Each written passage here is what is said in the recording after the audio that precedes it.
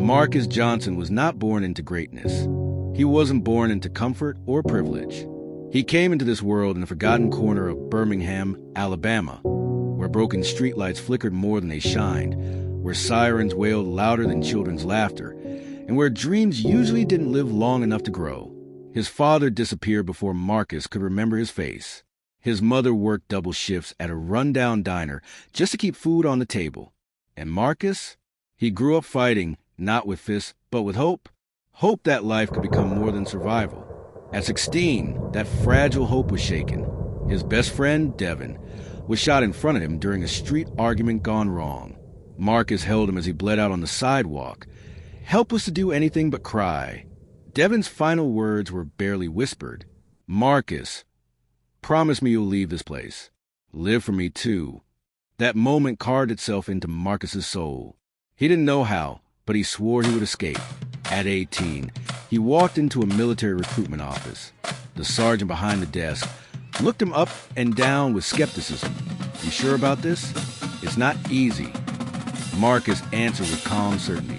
"I've already lived through hard. I'm ready for whatever comes next." Basic training hit like a storm. Early mornings, endless drills, pain in muscles he didn't even know existed. While others cursed and complained, Marcus stayed silent.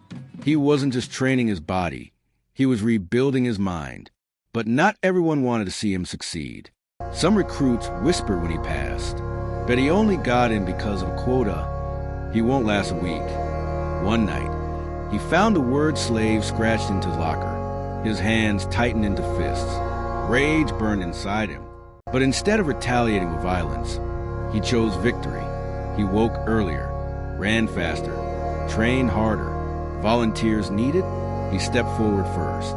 Tasks others avoided, he finished without complaint. Soon, the whispers faded. Respect replaced ridicule. By the time training ended, Marcus was no longer just another recruit. He was Sergeant Johnson. Deployment followed. Afghanistan, a world of dust, endless heat, and shadows that could hide death. Marcus led a squad of 6 young soldiers. They trusted him completely. Then came the ambush. Gunfire exploded from every direction. Chaos swallowed the desert. Marcus shouted commands, returning fire while guiding his men to cover. One soldier, Private Lee, barely 19, froze in terror. Without hesitation, Marcus sprinted through bullets, tackling Lee to the ground and shielding him with his body. A bullet tore through Marcus's leg. Another grazed his shoulder. Pain shot through him like fire, but he refused to fall. He dragged Lee behind a wall, firing with one arm while bleeding heavily. Reinforcements arrived just in time. His squad survived. But Marcus would never walk the same again. Back in the United States, doctors told him his active duty career was over. They handed him medals and called him a hero, but Marcus did not feel like one. The uniform that once made him proud now felt like a reminder of what he had lost.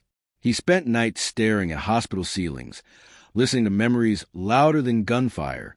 One day, Private Lee walked into his room. The young soldier stood silently for a moment, tears welling in his eyes. "Sarge, I'm alive because of you. I joined the Army thinking soldiers were heroes, but I didn't truly understand what that meant until I met you. I'll never forget what you did for me."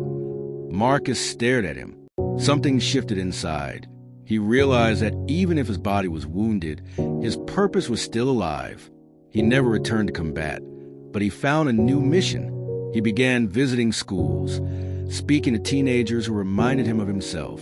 He talked to struggling veterans, not as a counselor, but as a brother. He became a voice for the forgotten, a mentor for the lost.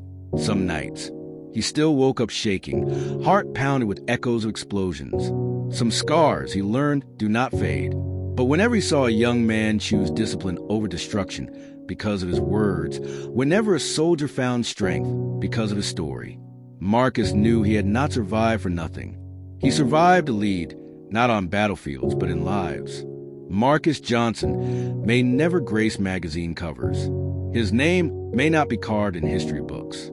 But to those who breathe because he shielded them, to those who stand taller because he spoke life into them, to those who dare to dream Because he refused to give up, he is more than a soldier.